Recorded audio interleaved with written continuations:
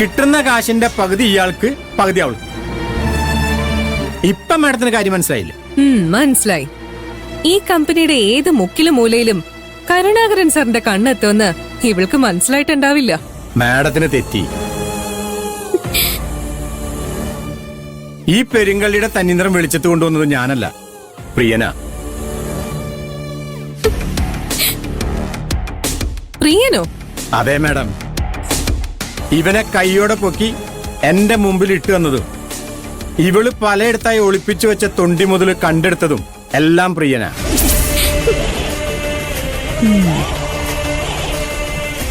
പ്രിയനെ സഹായിക്കാനേ മോഹനും ജയന്തിയും സൗന്ദര്യയും എല്ലാവരും ഉണ്ടായിരുന്നു.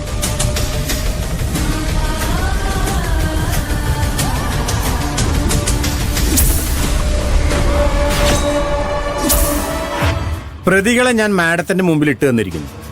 ഇവർക്ക് എന്ത് ശിക്ഷ കൊടുക്കണമെന്ന് മാഡം തന്നെ തീരുമാനിക്കും. എഴുന്നേൽക്കടി.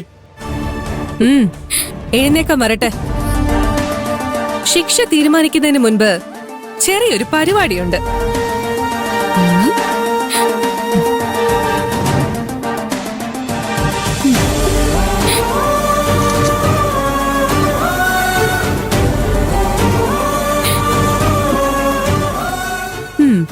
ഫോട്ടോ ഞാൻ കരുണാകരൻ സാറിന് സെൻഡ് ചെയ്തിട്ടുണ്ട്. പത്രമാധ്യമങ്ങൾക്ക് അയച്ചു കൊടുക്കണം.